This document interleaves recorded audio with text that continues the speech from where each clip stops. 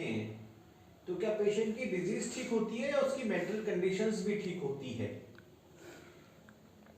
इसका कुछ कुछ आंसर ऑर्गन में दिया हुआ है, जिसमें आपने पढ़ा होगा what is curative in medicine and what is to be cured in disease. लेकिन मैं जो है आपको अपनी तरफ से एक आंसर देता हूं कि आखिर में हम ठीक क्या करते हैं। तो पहली बात तो यह है कि हम कुछ भी ठीक नहीं करते। सरप्राइज हो रहे होंगे आप मेरा आंसर सुनकर कि होम्योपैथी में पहली बात तो यह है कि हम कुछ भी ठीक नहीं करते। Nothing is cured. उसका रीजन यह है कि होम्योपैथी ठीक करने की पैथी नहीं, होम्योपैथी आपको ओरिजिनल करने की पैथी है।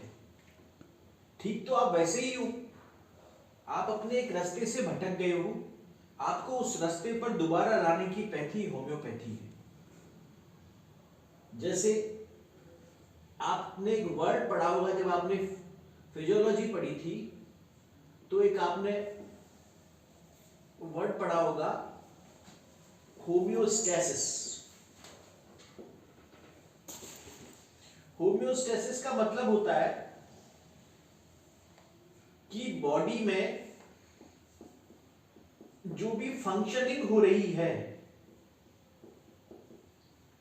जब वो नॉर्मल कंडीशन में होती है, मतलब आप जितना प्रेशर ब्लड का रहना चाहिए, जितना ब्लड में शुगर होना चाहिए, एंडोक्राइन सिस्टम को जितने हार्मोन रिलीज करने चाहिए किस समय, अगर वो एक स्पेसिफिक फंक्शनिंग हो रही है, सेल्स का जितना टाइम डेड होने का है उतने टाइम में वो डेड हो रही हैं, जितने टाइम में वो दोबारा रीजनरेट हो रही हैं, दोबारा बन रही हैं, अगर ये एक प्रोसेस से चल रहा है तो उसको हम होम्योस्टैसिस कहते हैं। जब ये प्रोसेस बिगड़ता है बॉडी का, तो बॉडी डिजीज्ड कंडीशन में आती है।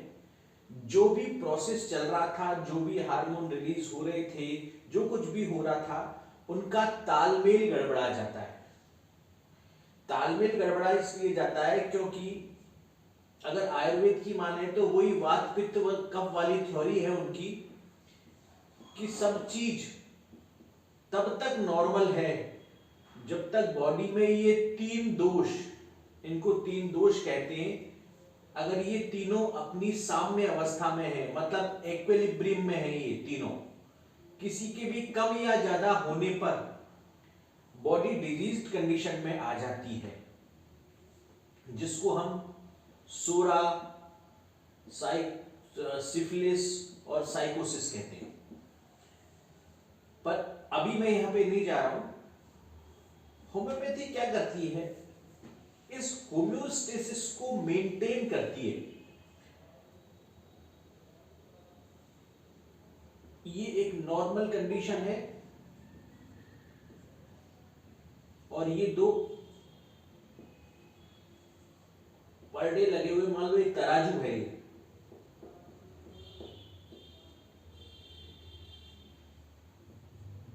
ये आपकी बॉडी है, ये आपकी सोल है या माइंड है, उसको माइंड मान लो आप।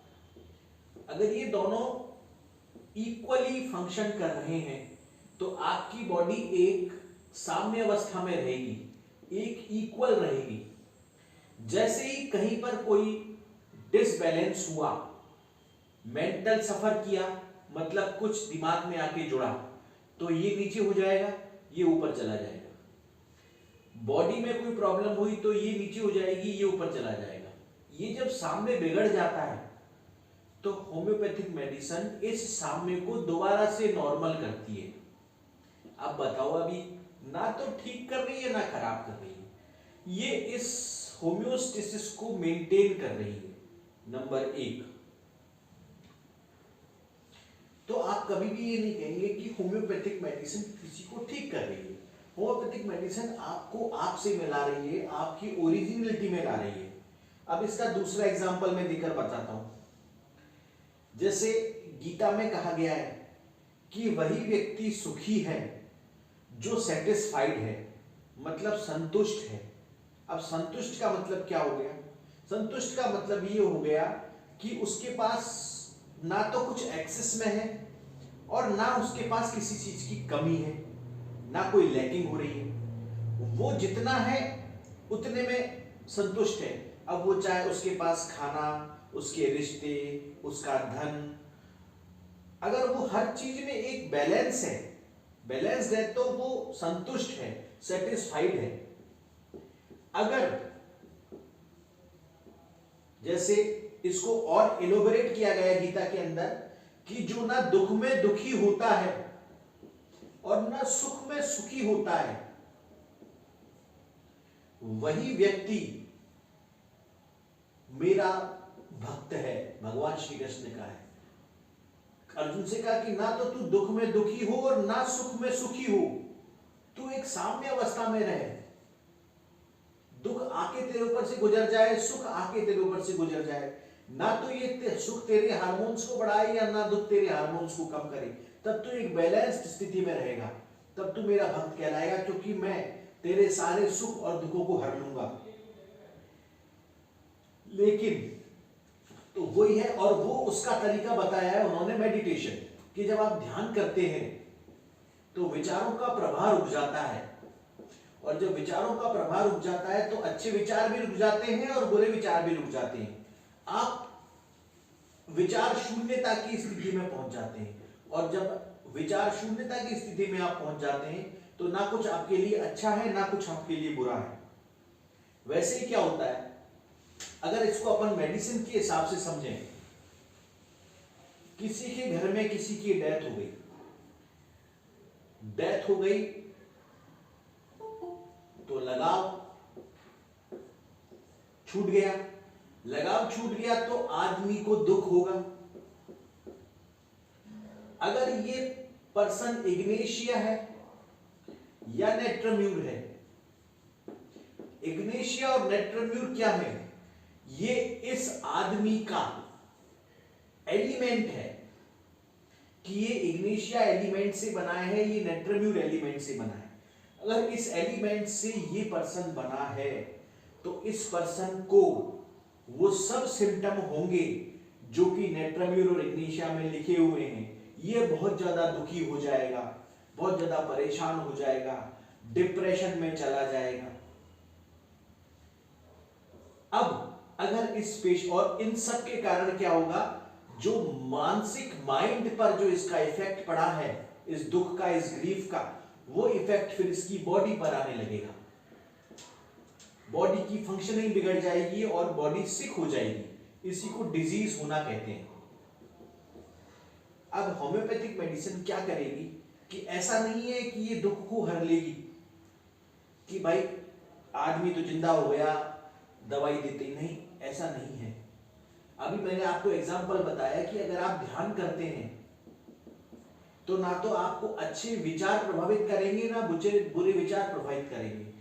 नेट्रम्यूर या इग्नेशिया का अगर पेशेंट है और वो दुखी है, डिप्रेशन में है, और आपने उसका ओरिजिनल एलिमेंट जानकर उसको वो मेडिसिन दे दी है एग्जैक्ट पोटेंसी के अंदर, तो वो पोटेंसी क्या करेगी कि ये जो पर्सन है, इसको जो दुख हो रहा था, ये दुख होना बंद हो जाएगा। ऐसा नहीं कि दुख मतलब इसको दुख महसूस होगा, पर इसका जो इफेक्ट है वो खत्म हो जाएगा। इसका जो नेगेटिव इफेक्ट पड़ रहा था इसके ऊपर, इसको ये भान हो जाएगा कि मैं ये दुख क्यों कर रहा हूं, मुझे दुख होने की जरूरत ही नहीं है। तो अपनी ओरिजिनल पोजीशन में चला जाएगा ये, ना दुख से दुखी होगा ना सुख से सुखी होगा। तो उस मेंटल लेवल पर जाकर ये मेडिसिन ठीक करेगी, इसको काम कर देगी। दुख अपनी जगह रहेगा लेकिन इसके ऊपर इसका इफेक्ट होना बंद हो जाएगा। दीपक जी समझ में आई बात आपकी?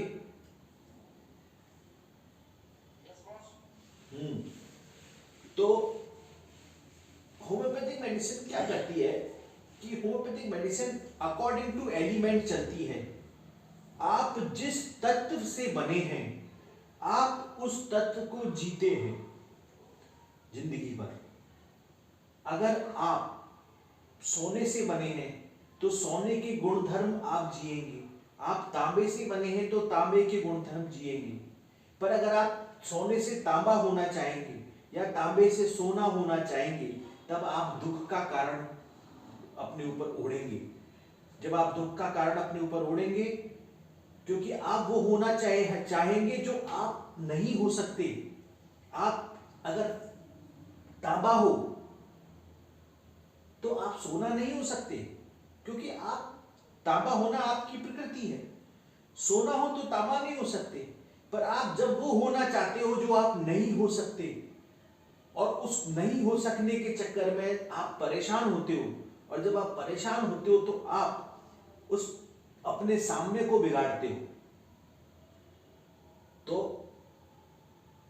जब आप परेशान हो रहे हो, सामने को बिगाड़ रहे हो, तो अगर आप ऑरम मेटालिकम हो और अगर आप डिप्रेशन में आ गए हो, तो ऑरम मेटालिकम के कारण आप सुसाइडल कंडीशंस में पहुंच जाओगे।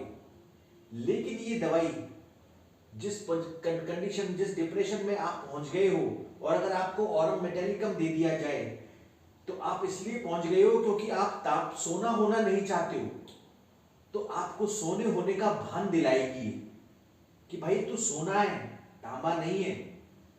जैसे मैं एग्जांपल बताता हूं आपको। एक बार क्या हुआ कि एक जंगल में शेर का परिवार रहता था, लायन का। तो शेरनी ने कुछ बच्चों को जन्म दिया, तो उसने पहाड़ी के ऊपर उन बच्चों को जन्म दिया था।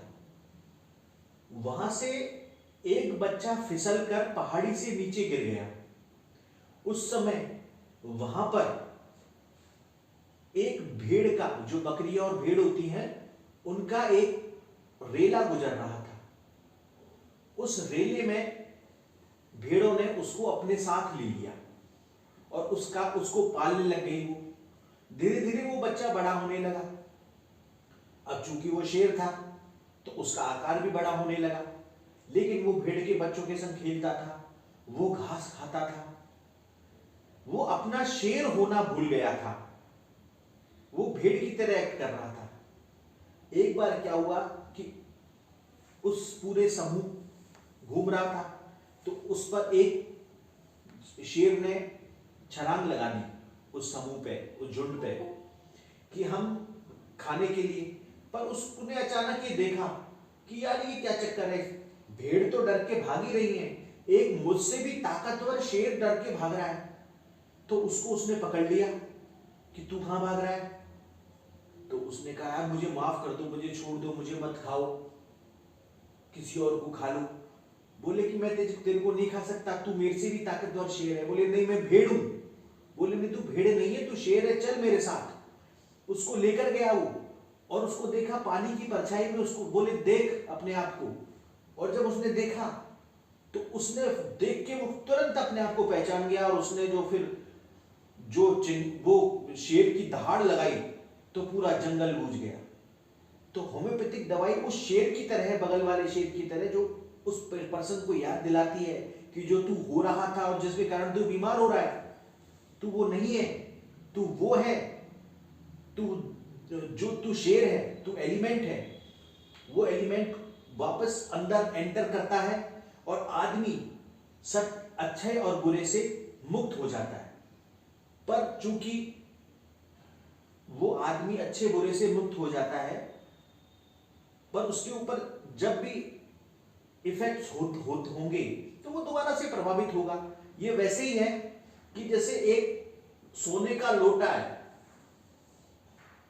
आपने उसको चमका के बिल्कुल सोने जैसा कर दिया, पर अगर आंधी चल रही है तो वो आएगी उसके ऊपर, फिर उसके ऊपर धूल जम जाएगी, पर ये रहेगा तो वास्तव में सोने का। तो ये जो धूल इसके ऊपर जम गई है, केवल इसको चमकाती है मेडिसिन। अब ये धूल क्या है? ये वो है जिनको हम पहले ऑर्गन में पढ़ चुके हैं, कॉज, ओकेजनलिस, म्याज। ये वो धूल है। जब ये धूल हट जाती है तो हमें ओरिजिनलिटी मिलती है। इस ओरिजिनलिटी में लाने का काम ये होम्योपैथिक मेडिसिन करती है। ये ना तो ठीक करती है ना बिगाड़ती है। आपको आपके वास्तविक रूप में पहुंचाती है। तो आपके आपको इसलिए कहते हैं कि अगर किसी मरते हुए इंसान को एग्जैक्ट मेडिसिन दे दी जाए और अगर उसकी ये कंडीशन है कि वो नहीं बच सकता, तो उसको अगला जन्म नहीं लेना पड़ेगा। वो दवाई उसको मुक्त कर देगी, वो कर देगी जो योगियों को और ऋषियों को लंबे क्या कहते हैं तपस्या के बाद भी नहीं मिलता। वो उसको मुक्त कर देगी, दूसरा जन्म नहीं, क्योंकि उसको अपने वास्तविक तत्व का ज्ञान हो जाएगा। पर ये चीज थोड़ा सा ऊपर चली गई, तो मैंने ये आंसर दिया कि वास्तव में होम्योपैथिक मेडिसिन करेगी क्या, कि आप जिस एलिमेंट से बने हो उसके अकॉर्डिंग एक्ट करोगे। अगर आपको कोई गाली दे रहा है और अगर आप स्टेफिसिग्रिया हो और उसका अपोज नहीं कर पा रहे हो, तो आपको इंडिग्नेशन हो जाएगा। और वो इंडिग्नेशन इसलिए होगा क्योंकि आप स्टेफिसिग्रिया हो, वो इसलिए नहीं होगा क्योंकि वो गाली दे रहा है। अगर वो गाली स्ट्रेमोनियम को दे रहा है तो वो स्ट्रेमोनियम को इंडिग्नेशन नहीं होगा, वो उसको वहीं पर निपटा देगा। लेकिन चूंकि आप स्टेफिसिग्रिया हो इसलिए उससे प्रभावित हो रहे हो, तो आपका तत्व प्रभावित होता है। और उस तत्व, जब वो तत्व प्रभावित होता है, तो अगर उस तत्व को इंक्रीज कर दिया जाए एग्जैक्ट उसी तत्व से बनी दवाई से, जो कि अब मेडिसिन को अब ये भी कह सकते थे साहब मेडिसिन तो कोई सी भी पोटेंसी में हो सकती है, 6 भी दे सकते हैं, हम इसको डाइल्यूट क्यों करते जाते हैं? हम इसको इसलिए डाइल्यूट करते जाते हैं क्योंकि हम मन की उस परत तक इस दवाई को पहुंचाना चाहते हैं जहां तक कोई भी फिजिकल चीज नहीं पहुंच सकती। बिकॉज द माइंड जो है, मन जो है, थॉट जो है, ये इनविजिबल और नॉन फिजिकल है, और इन तक पहुंचने के लिए मेडिसिन का डाइल्यूट होना बहुत जरूरी है। तो आपको समझ में आया कि होम्योपैथी किस लेवल की दवाई है। अब इसके बाद अपन अपने सब्जेक्ट पर आते हैं।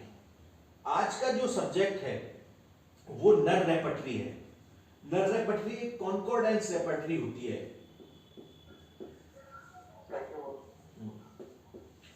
दीपक जी कुछ पूछना चाहते हैं एक्स्ट्रा या सेटिस्फाइड है? ठीक है, आ गया समझ में। ठीक है, जो मेरा तो कॉन्कॉर्डेंस रेपर्टरी है। कॉन्कॉर्डेंस रेपर्टरी को अगर अपन सीधी और सरल भाषा में समझना चाहे तो इसका मतलब ये होता है कि पेशेंट ने कुछ कहा, उसको एज इट इज मैटरिया मेडिका में लिख दिया गया और उसका एक सिम्टम बन गया, उस सिम्टम्स को रेपर्टरी में उतार दिया गया।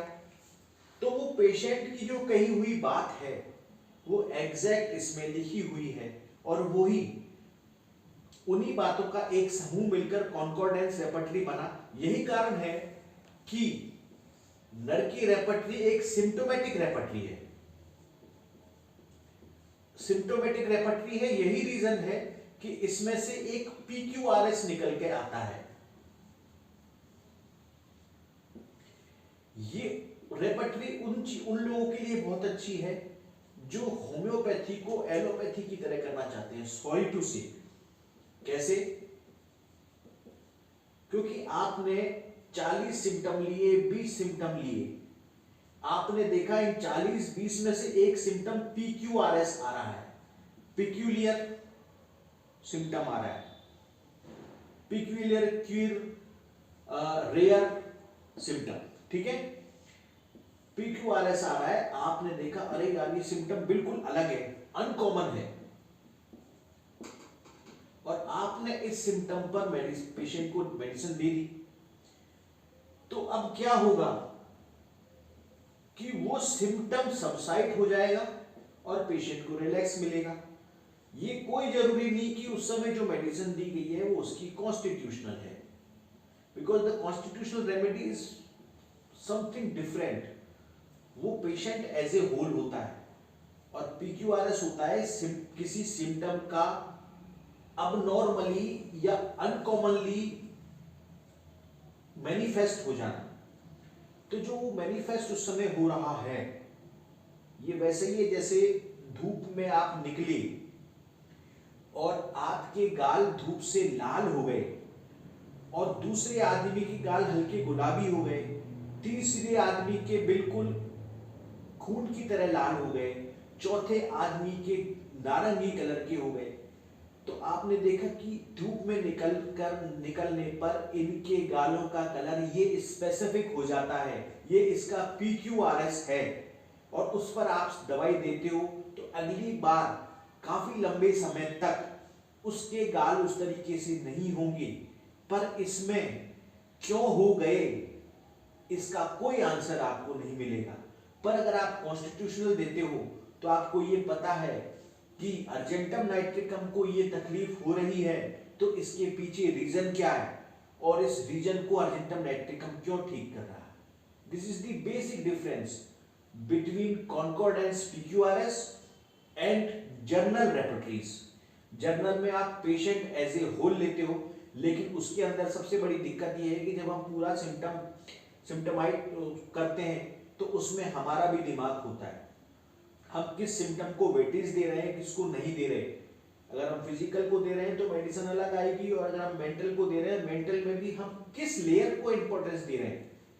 इसी लेयर के बेसिस पर जो है जो मुंबई के डॉक्टर हैं, क्या नाम है उनका, नहीं, जिनकी डेथ हो गई, मुंबई के एक डॉक्टर है जिनकी अभी डेथ हो गई थी, जिनकी 3 लेयर्स पर चलती है, प्रफुल्ल विजयकर सर। तो वो उस लेयर के हिसाब से ऐसे चलते हैं कि भाई किस लेयर के ऊपर बीमारी चली गई है। लेयर ठीक है, लेयर पर बीमारी चली गई मान ली हमने, पर उसमें सिक कहाँ है और सिक से भी ऊपर पर्सन कहाँ है। हम किसी भी आदमी को तब देखते हैं जब वो सिक होता है। एग्जाम्पल के लिए अगर एल्यूमिना है, एल्यूमिना सिक होने पर एग्जाजरेटेड सिम्टम देगा एल्यूमिना के, उस समय भी दवाई निकली, पर जब ये पर्सन है तब भी एल्यूमिना है। ये जब पैदा हुआ है तब भी एल्यूमिना है, मरेगा तब भी एल्यूमिना है। ये एक्ट अकॉर्डिंग टू एल्यूमिना करेगा, और जब इस एल्यूमिना होने में हर्डल होगी तब ये सिक होगा, तब हमें ये एल्यूमिना देनी पड़ेगी जिससे वापस उस कंडीशंस में पहुंच जाए। पर हमें आदमी को यही पहचानना है इस पर्सन में ही कि ये एल्यूमिना कैसे है। तो आपको वो पर्सन देखना आना चाहिए कि यार ये इस चीज पर ऐसे एक्ट कर रहा है, दिस इज दी जर्नलिटीज। और जब वो सिक हो गया और उसमें मान लो उसने स्पेसिफिक सिम्टम दे दिया कि PQRS मिल गया हमको कि भाई कॉन्स्टिपेशन पेशेंट को हो रहा है, और कॉन्स्टिपेशन में भी ये है कि उसको जो स्टूल है वो सेमी सॉलिड है या कह ले बिल्कुल पेस्टी स्टूल है, और वो भी बाहर नहीं निकल पा रहा है, और वो 4 दिन से पॉटी नहीं गया है, और जैसे ही पॉटी पे जाके बैठता है उसको बहुत पसीने आ जाते हैं। ये एग्जैक्ट सिम्टम मिल गया एग्जांपल के लिए। तो फिर ये मैंने थोड़ा बड़ा बता दिया, पर नर में तो बिल्कुल एग्जैक्ट सिम्टम मिलता है कि भाई ये हो गया, इसके ऊपर ये मेडिसिन है। आप अगर उसको उठाकर देखेंगे तो हर सिम्टम के बाद लगभग एक दवाई मिलेगी, किसी में 2 या 3 हो सकती है, ठीक है। तो दिस इज दी कॉन्कॉर्डेंस रेपर्टरी। अभी जो पहले जो नर चला करती थी और अभी जो नर आई है, तो दोनों में थोड़ा सा बेसिक डिफरेंस आ गया है। जैसे पुरानी वाली नर में मैं अभी इसको देख के बताऊंगा, और अभी जो नर आई है दोनों में डिफरेंस है। एक तो पहले ये लाइन वाइज सिंगल को सिम्टम को बताते थे, अभी ये मेडिसिन को गहरा काला, हल्का काला, इटैलिक्स में करके बताते हैं। अब मैं इसमें आपको वो एक बार अपन इस पे स्क्रीन पे शेयर कर लेते हैं, फिर मैं आपको बताता हूं